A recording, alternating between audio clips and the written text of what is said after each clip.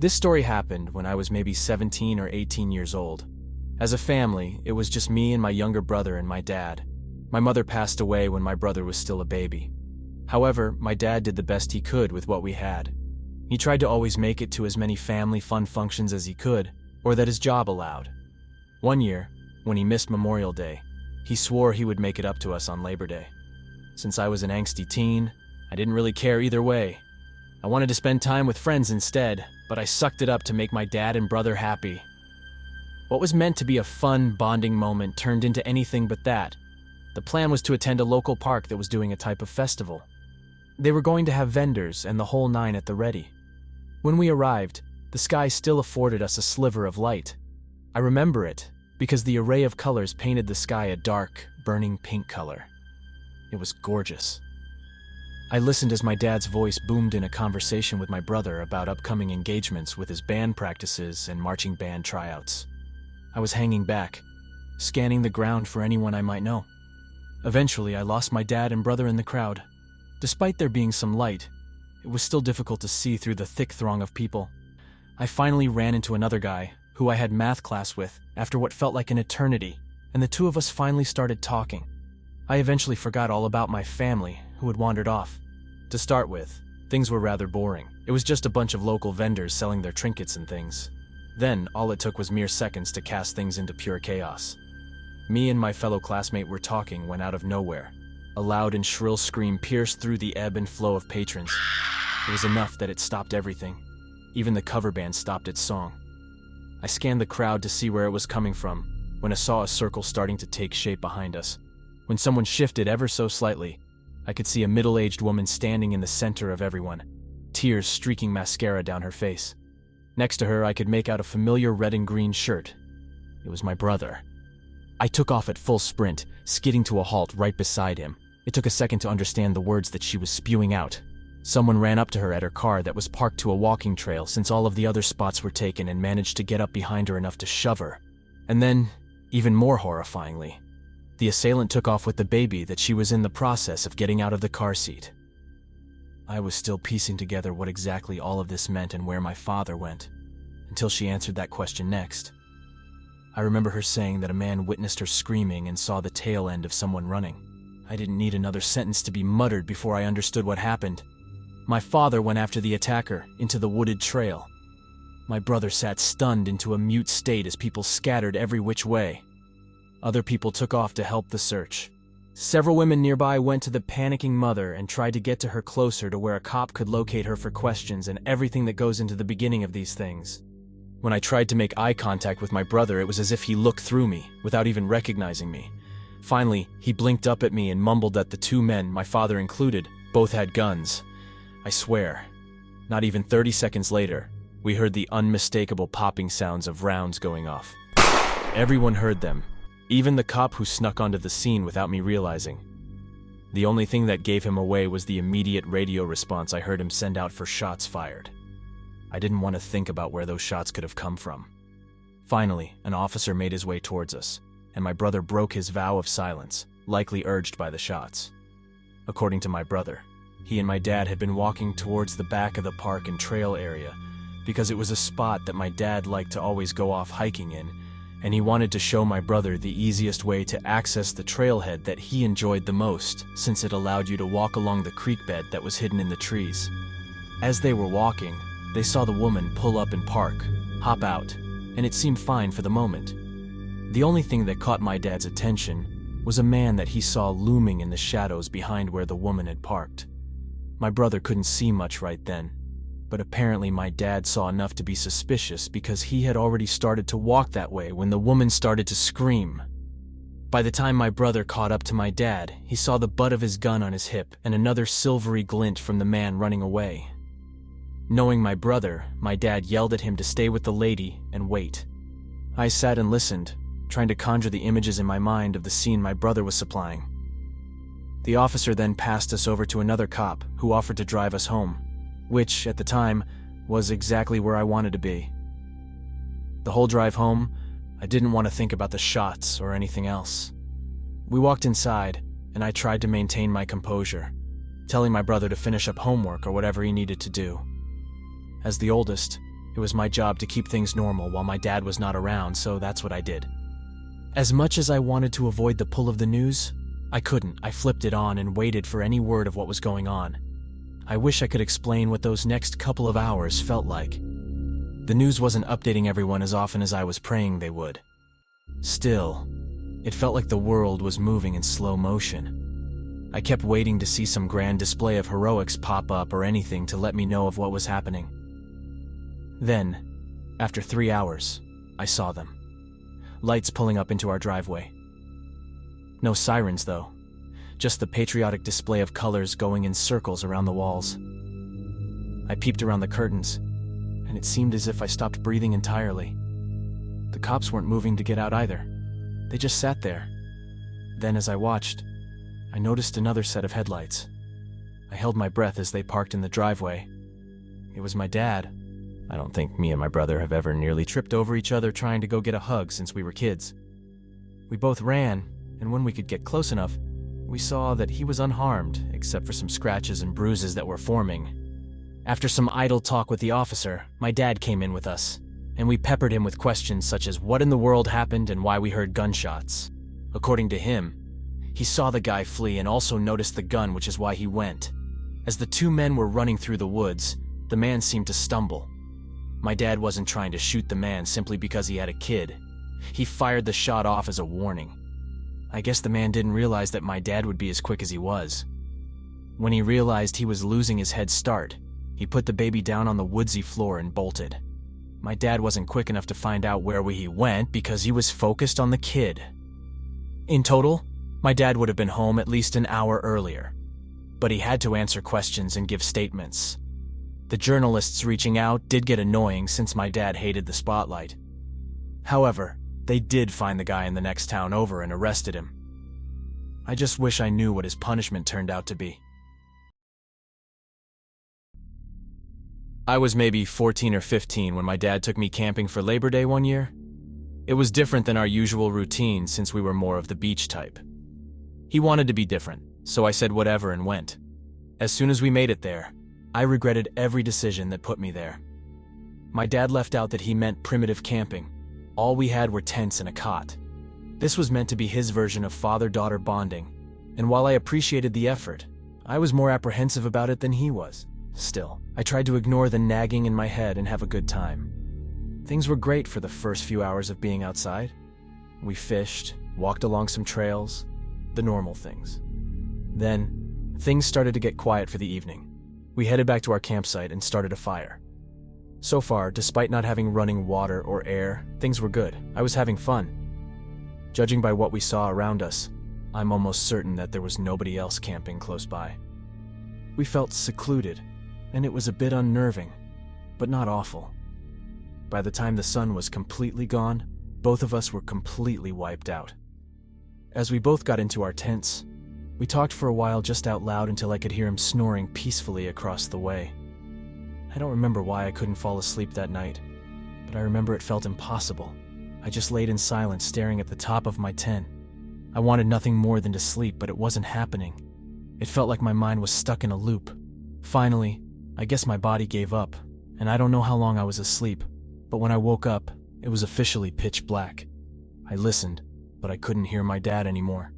I remember being annoyed that I woke up knowing that I wouldn't be able to go back to sleep. I sat there and just listened to the wind outside. But what I heard was not the wind. It sounded like whispering. It was barely audible from where I was, but it was people. I knew that for a fact. I stayed as still as I could manage, fearing that if I moved, my tent would likely give away that I was awake. I kept trying to see if I could hear my dad at all, and thoughts started to run through my mind as to why I couldn't. What if they did something to him? Trying to not panic, I made myself take deep breaths and just pay attention to everything right then. After a few moments more of the whispering, I heard the crunching of sticks and leaves. The footfalls sounded as if they were wearing something like combat boots. It was loud and offensive against the night air. I heard them walking around the site, whispering casually among themselves, and after about 30 minutes, I heard both the voices and footsteps receding. I sat there and listened until they were totally gone. When I felt it was safe, I poked my head out of the tent zipper and saw my dad's tent, undisturbed. I slowly made my way over to him and saw that he was sleeping completely unfazed. I kept whispering his name until I woke him up finally and told him what I had just witnessed. Now my dad is pretty level-headed. He looks for rational answers before jumping to the worst conclusion. He tried to reassure me that everything was fine and I was dreaming. He told me that he didn't hear anything, and if someone was outside, he would know. Still exhausted and shaken up, I listened to him but decided to sleep in the tent with him that night. Even being inside with my own father, I kept being spooked at the smallest things. A rogue leaf hit the tent. I was up in seconds. That continued all night, until finally, the sun illuminated everything, so I wouldn't have to worry. That morning, I got up before my dad and searched the camp to see if I could find proof to show him. I looked for footprints, things missing, anything. Just something so I had proof, and I could show my dad and avoid staying another night out here. After nearly an hour of looking, the only thing I found was a carving of a crescent moon in a tree that was near the outside of the campsite. Let down, I did my best to let it go. The rest of the day continued on as usual, and to my own disappointment, I agreed to stay another night since we were leaving the next day. I went to bed with high hopes that it would be fine, but of course, I should have listened to my gut. That night was nearly the same situation as the night before, except for one thing: I never went to sleep. Instead, I stayed awake and alternated between reading by the flashlight or just lying in the dark. I didn't feel right going to bed. In my mind, the goal was to survive another night and then leave bright and early. I could sleep when I got back home. In theory, that would have been great, but around 11 that night, it became clear that wasn't going to happen. I was still in the tent with the flashlight off when I started to hear the familiar footfalls from the night before. Part of me was still horrified, but I was also annoyed as to who in the world was behind all of it. I sat up with my legs crossed, listening for any clue as to who was outside. This time around, they were silent as they crept through. I didn't hear a word uttered at all. Then, all at once, the steps stopped and things became silent. I didn't hear anything else for several minutes. There was no walking or murmurs. It seemed like they had left. I started to relax again and tried to peek out, but nothing was there. I let myself settle back in for the night since they clearly were gone. I laid back again and tried to at least close my eyes, thinking for sure that the scare for the night was over. Then, without warning, my tent walls were nearly collapsing in on me. I could feel hands through the fabric trying to grab me. This creepy, cackling laughter pierced the night air and echoed everywhere. I screamed, not a shriek, I full-on blood-curdling screamed. I shot out of the tent like a rocket and saw my dad was nowhere around. His tent flaps were open. Not feeling the safety of someone else being around, I took off into the woods. Thankfully, the site was well lit once you hit the trails and I knew where we parked. I started sprinting toward the car without even trying to guess what was happening. I knew I needed to get help. It felt like I was living in a real-life horror movie. I'm almost positive I even fell at one time. As I started to feel my sides start to cramp, I bent over, hands to my knees, and gasped to get air in. I stayed in that position for a moment until I turned my head and saw a person wearing some god-awful mask. Ignoring the pain, I set off once more. Once I broke through the tree line into the parking lot, I saw someone at my dad's car. Hesitantly, I got closer and felt my body relax when I saw that it was my dad. He couldn't understand what I was saying at first, since things were coming out slurred together. I just kept repeating the same frantic phrase over and over. Desperately, I tried to tell him that we were in danger, but he was dead set that it was fine. He explained he went to the truck because he needed Advil, and that was all, but it was still weird. Then, I saw my dad peering behind me. When I turned around, I was met with two men in masks, and I froze. My dad didn't, though. It was weird. He started trying to challenge them, which was strange for me. I tried to get him to quit, but he ignored me. After a few moments of trash talking, one of the men grabbed my dad by the collar and I heard my dad struggle. I started to actually cry. Then I noticed that the struggling noises stopped. I could hear the sounds of someone beginning to laugh. The masked man abruptly let go of my dad, and they both double over in a laughing fit. I stood stunned until the mask came off, and it was my uncle the entire time. I was livid, and I still cried, but this time from rage. My dad was in on the whole charade. Apparently, I had made a comment month prior that I wouldn't make stupid decisions if I was ever in a horror movie. This was my dad's way of proving me wrong. It's safe to say that it took quite a while for me to forgive my dad and my uncle after that. I didn't know the other man since he was a co-worker of my uncle, and I never worried about forgiving him. We've also never gone camping again.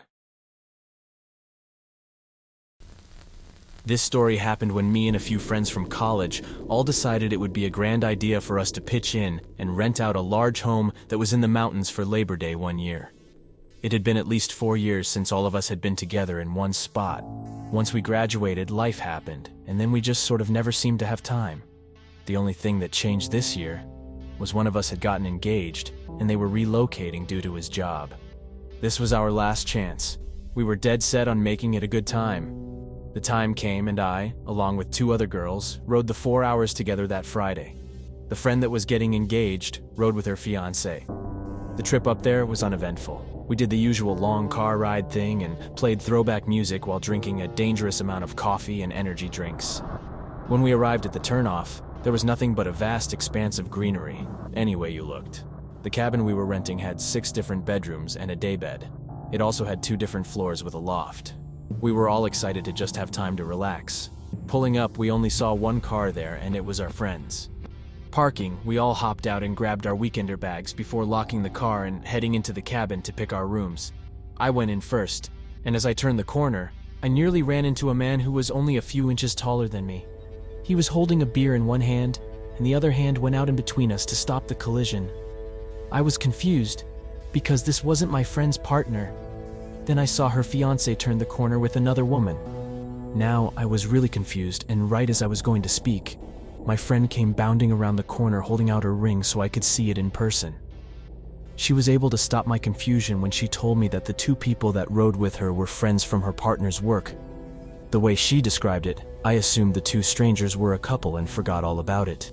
I tried my best to keep a positive outlook about the 2 new faces, but as the day progressed, I couldn't seem to get a good read on them. There was something strange about them and their relationship. Neither of them seemed to acknowledge each other in any capacity.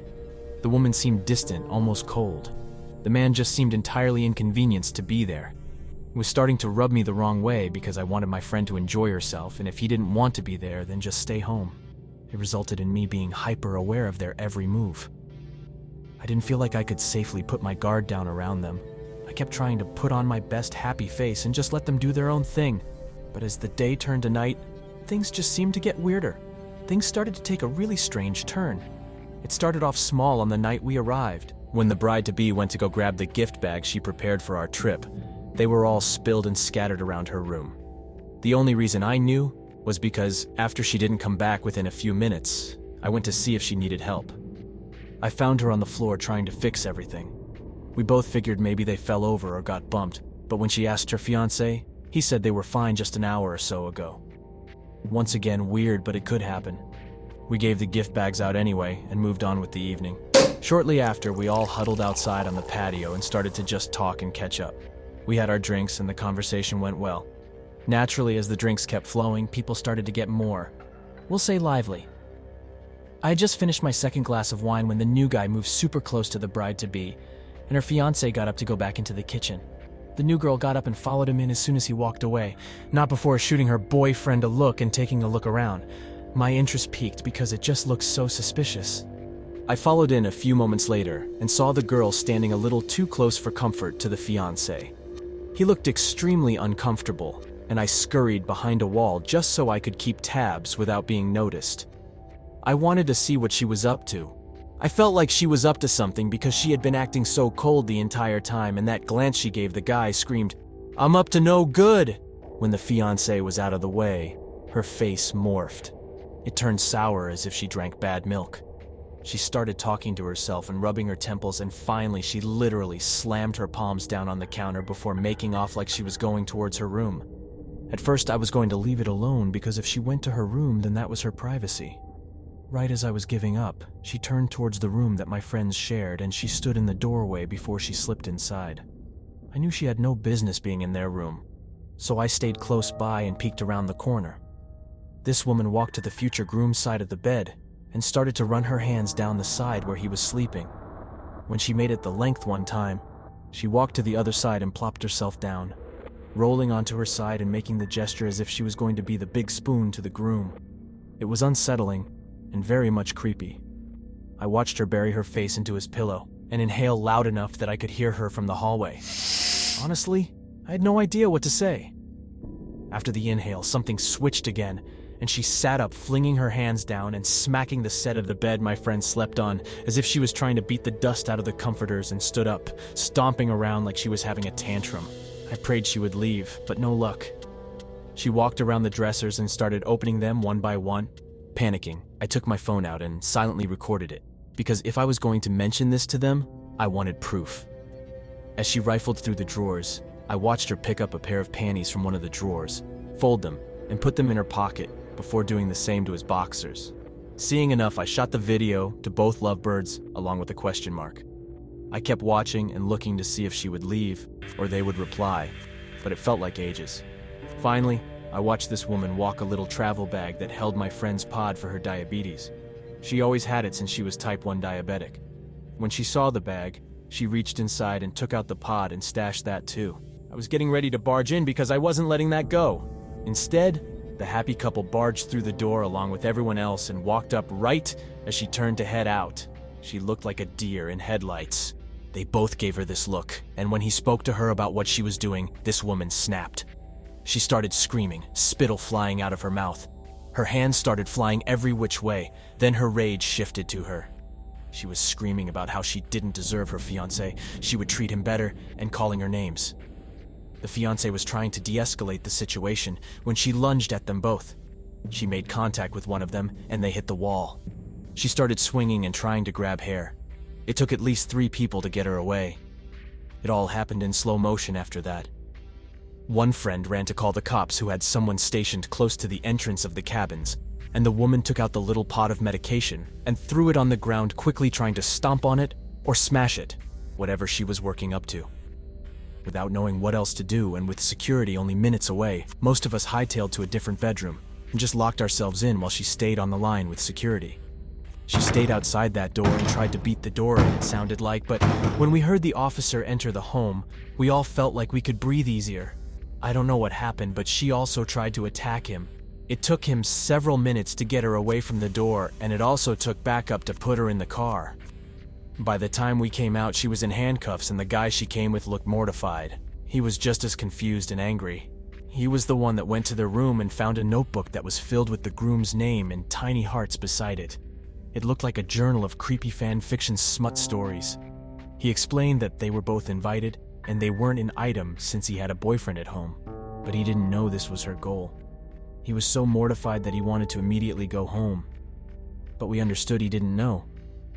The groom ended up pressing charges, and thankfully my friend called around and was able to get a replacement pod from close by in case. From what I was told, the woman never came back to work. She just left. Now that it's been several years, we can all look back and think about how wild the whole thing was, but at least we managed to salvage it. Also, none of the friend group has advised going anywhere with new friends since. It's remained just the core friends.